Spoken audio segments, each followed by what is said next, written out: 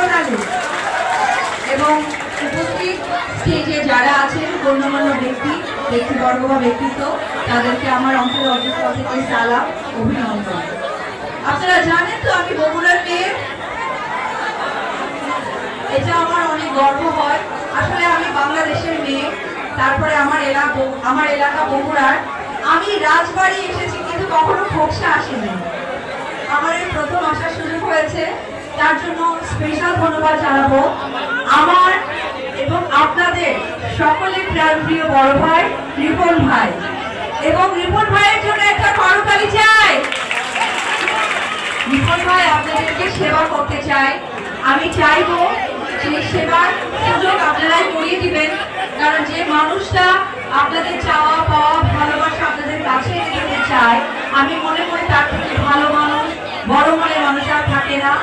আমি এই খোকসাবাসীর পক্ষ থেকে রিপন ভাইয়ের অনেক দীর্ঘায়ু কামনা